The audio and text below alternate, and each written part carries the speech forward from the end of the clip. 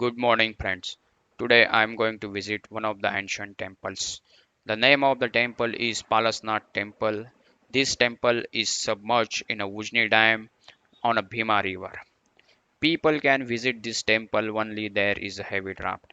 And today I am fortunate enough to see this temple because it has come to the surface fully.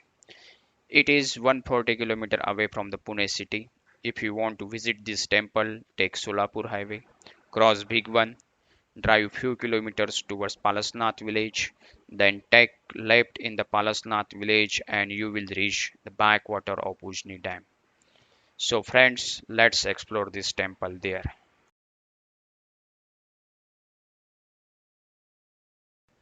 Now I have come to the bed of the backwater and we have to take a boat ride to reach to the emerged island in the middle of the dam where temple has come to the surface.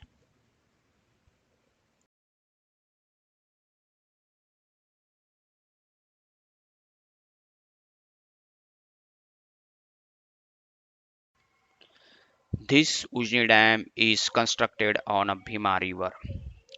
The construction was started in 1969 and was completed in 1980. The flora and fauna around Ujni Dam is the main attraction for the tourist and bird watcher. This Palasnath temple was originally part of Palasdeo village, which was situated on the bank of Bhima river then before starting the construction of the dam. The temples of Ram, Lakshmi, Nagnath, Khandoba and Tulja Bhavani were also submerged in the backwater of Ujni Dam.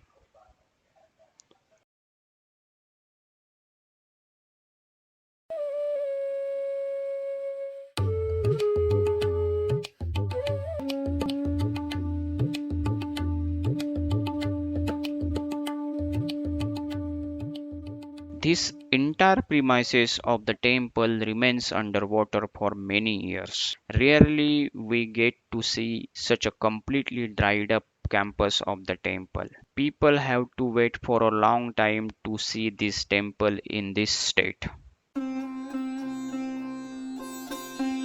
The known history of this temple goes back to the 11th century when this temple was originally constructed. The temple was constructed in the era of Western Chalukyas or Kalyani Chalukya's. It is mentioned on one of the pillars of this temple the time period of the construction in Prakrit Marathi. This temple is facing towards the west direction, that means it has an entrance from the west direction.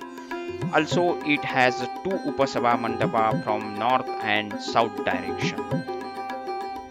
The shikara of this temple is Saptabhumiza type and the shikara was reconstructed in 18th century by the king of Phaltan.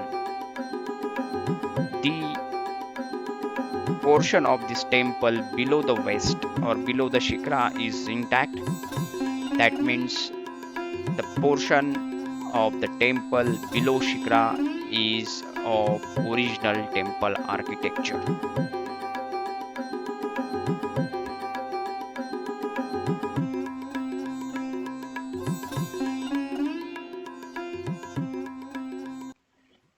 In the premises, we get to see many ruins and relics of the temple. Here it is a statue of the king who is riding a horse, but now it is dilapidated. And this is the main entrance from the west side of this temple. Somebody might have kept the statue of Lord Hanumana here,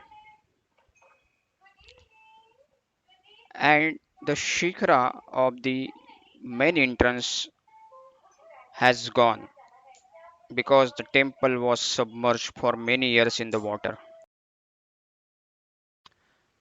On the outer wall of this temple, we can see many carvings of flowers, animals, whales, ascetics, celestial dancers, and apsaras.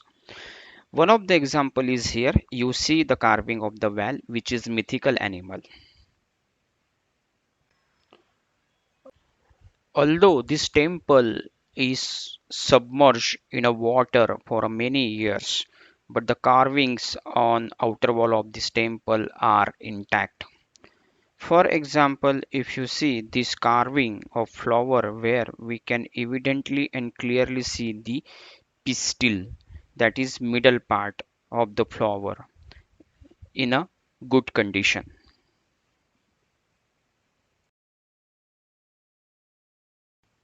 Here it is a carving of elephant where we can see the trunk and two tucks. And here you see this miniature carving of celestial dancer. Now I am entering into the Upasabha Mandapa from the west side, that is main entrance. And this Sabha Mandapa is constructed on four pillars. There is a arrangement to sit at each side of this Upasabha Mandapa. This Upasabha Mandapa might be the part of restoration which happened in 18th century because the construction seems to be of 17th or 18th century, not of 11th century. Above in the ceiling we can see Nabhi Mandal in a flower shape.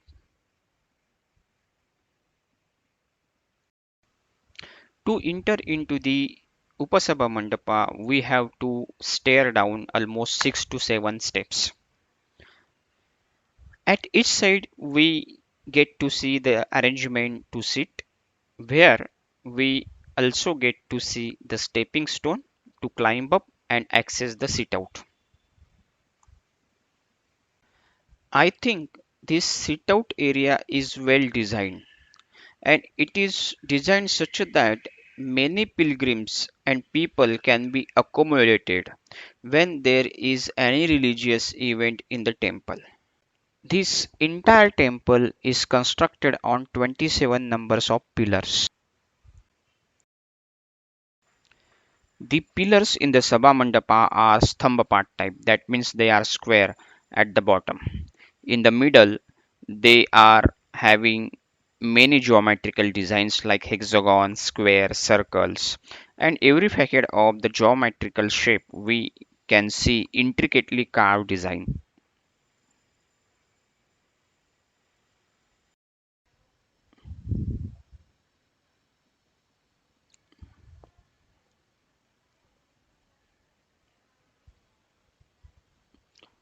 At the top of the pillar, that is Stamba Shirsha, we can see figurine of serpent dangling backward.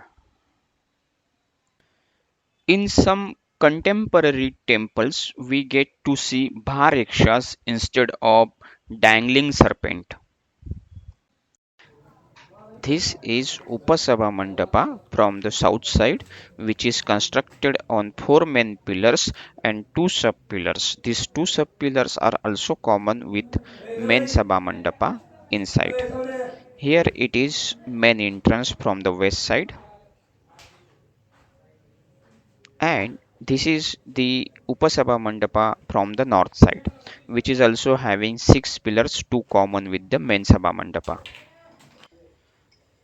Above the Sabha Mandapa at Nabhi Mandal, there is a beautiful and infused carving of inverted lotus flower.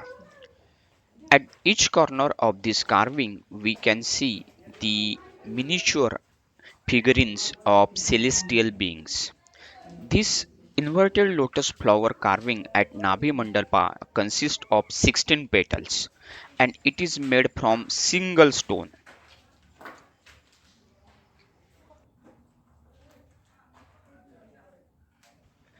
The Sabha Mandapa consists of main four pillars and they are of original temple architecture.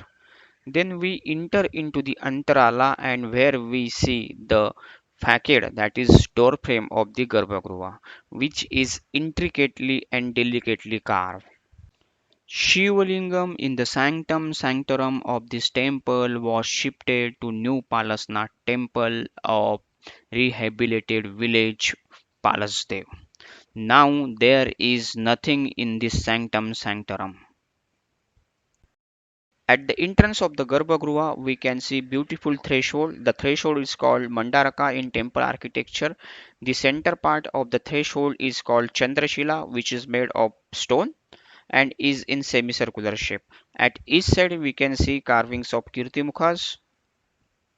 Then this figurine is of River Ganga. She is holding Jal Kalash in her hand, and she is a symbolic representation of Jala Devata. Then another figurine aside is a Chaur Dharani. She is holding a fan called Chaur. That's what she is called, Chaur Dharani.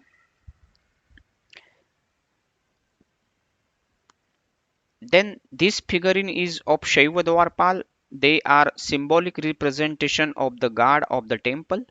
And the last idol is of Lord Kubera.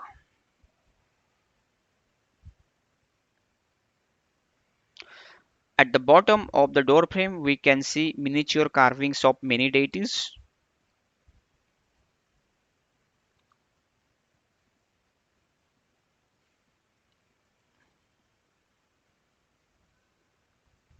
As I mentioned earlier in many of my videos that the ancient temple mostly built between 10th to 12th century, they are having a door frame which consists of 5 doorways. So here you see the Valshaka, that is a doorway which is called Valshaka, where we can see mythical animals. And then this is the Lata Shaka. Lata Shaka means motif and vase, where we can see carvings of motif and vase. And then there is a Stambha Shaka because it represents a pillar.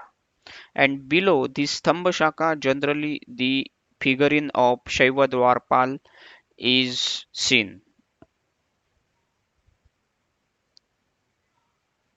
This is a Nar Shaka. Nar Shaka means human form.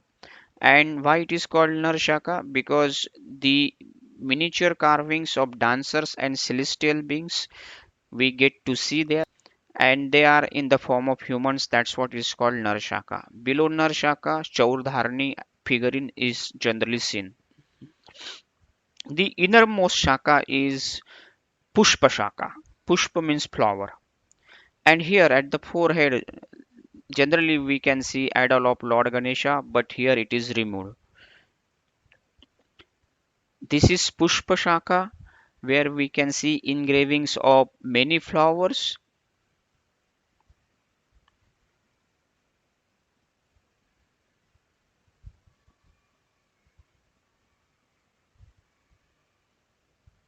The outermost Shaka, as I mentioned, is a Val Shaka. There are 7 types of whales and they are mythical animals. So their body form is totally different. It is a combination of two animals. The head might be of different animal and rest of the body might be of different animal. Here you might get to see the whale who is having head of lion and the body of horse.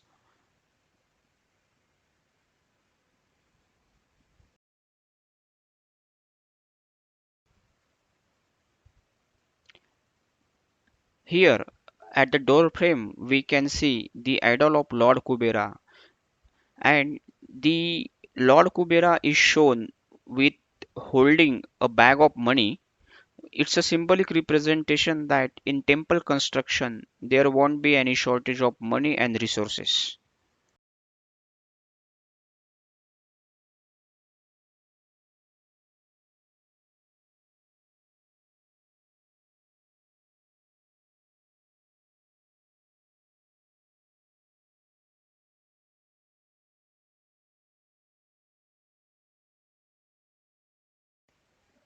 Now we will explore this temple from outside, where at the fringe of the temple we can see many infused and intricate carvings. At the outer wall of this temple or the Janga portion of the temple, we do not see any idols, sculptures, or carvings. It is a plain structure, and similar structure can be seen at the Narayaneshwara temple in Narayanpur. At the back of the temple, I got to see one worn out sculpture, and the sculpture is of Shiva Parvati. And Parvati is sitting on the left lap of the Lord Shiva. Below that, there is a carving of Nandi. This is totally worn out sculpture. Seemingly, we can identify it as Shiva and Parvati.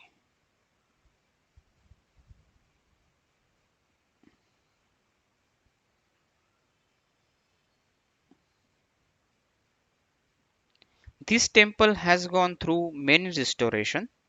One of the evident restoration is brickwork on the shikara portion.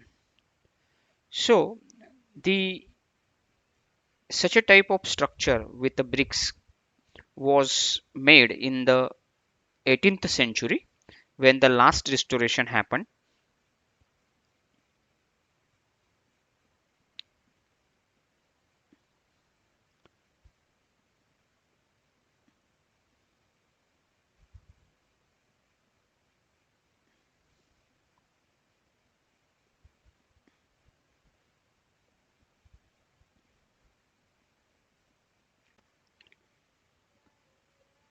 This is Upasabha Mandapa, and the entrance is from the north side.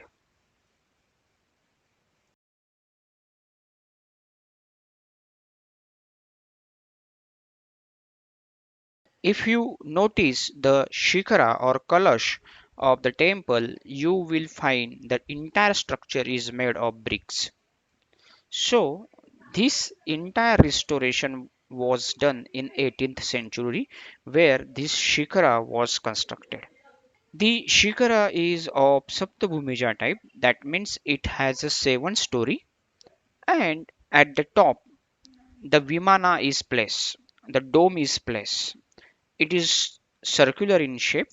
Shikara is completely hollow from inside and it has 4 windows in order to have enough sunlight into the Garbhagruha. From the locals, I got one information that one can reach to the dome or top of the Shikara. There is a secret passage through which one can climb to the top of the Shikara. Now, this entire Shikara is in dilapidated state.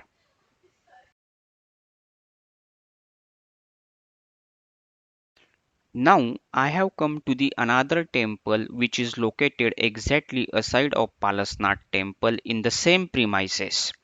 The name of this temple is Temple of Bali or Temple of Lord Vishnu. This temple is a small replica of Palasnath Temple. That means it has same internal and external structure as of Palasnath Temple. Entrance from the west side. It has two Upasabha Mandapa like Palasnath temple has. The internal structure and pillars, even the carvings on the pillars are identical.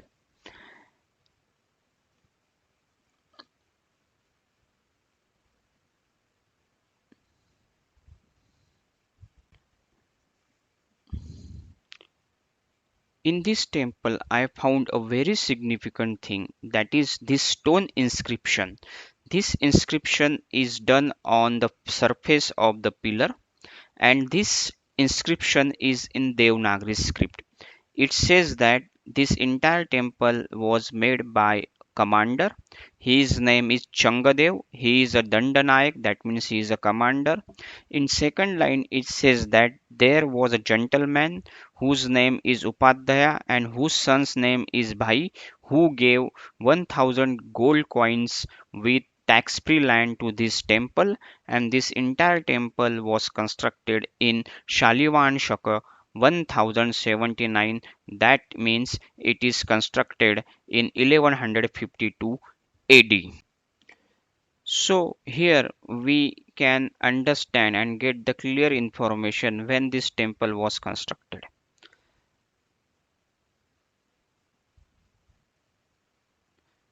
The question is, now in the same premises there is a temple of Lord Vishnu and temple of Lord Shiva, which is Palasnath Temple. Now, this temple of Bali is in dilapidated state. I am standing in a Sabha Mandapa where at the top I see this beautiful Nabhi Mandal. The building block or the stones of this temple are being rubbled slowly over the period of the time, and the temple is decaying slowly. The doorframe at the entrance of the Garbhagriha is plain and simple. There is no idol in the Sanctum Sanctorum. The idol might have been shifted much earlier when the dam was being constructed. During drought, this temple is fully visible. To enjoy the sight, tourists not only from Maharashtra but from all over the country, admirers of ancient architecture, scholars of ancient temples, architects and artisans, history lovers, students, all come in large numbers. During drought, the temple is visible fully and attracts many devotees.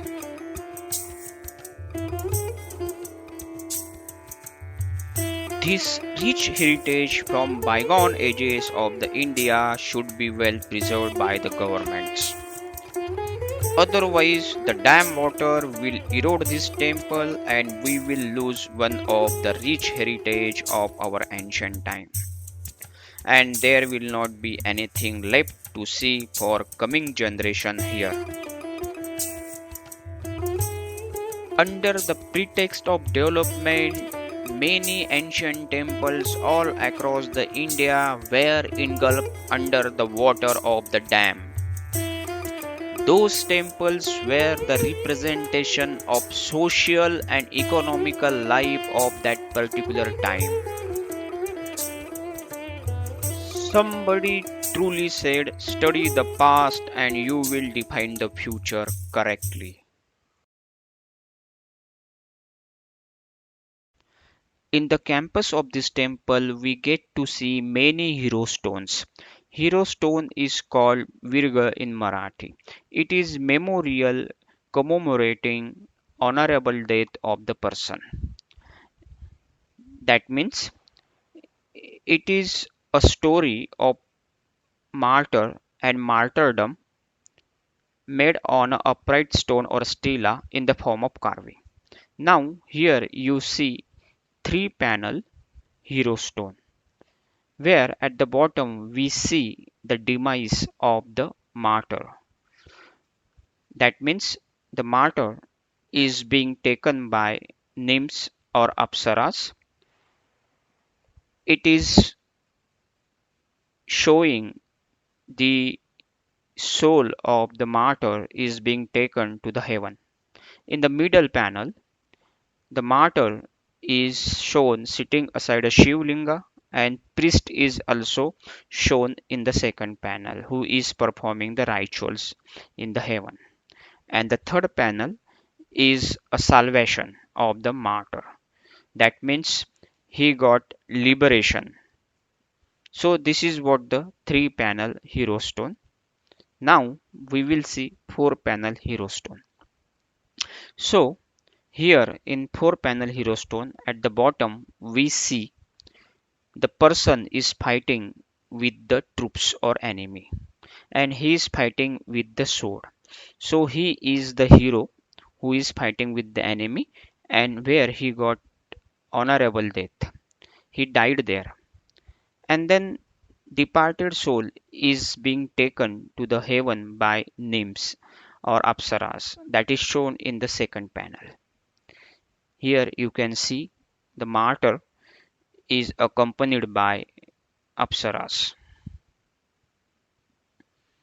And in the third panel, again, as I mentioned earlier, we get to see priest with the martyr, and he is shown performing rituals there.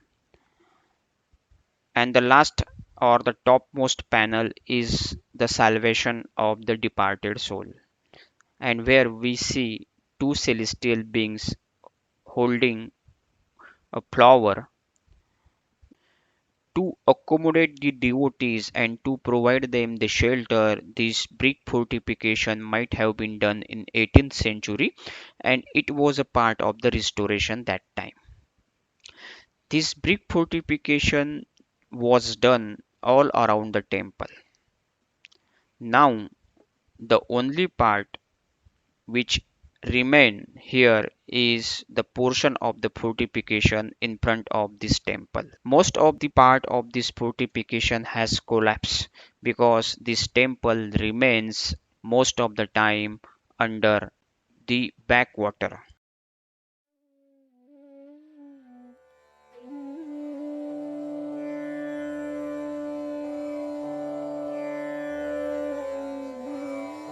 When the backwater of the Ujani dam recedes and depletes completely, the young people from the Palasdeo village like Yuvraj and Keshav Nagare provide boat ride to the devotees to get the sight of this beautiful temple.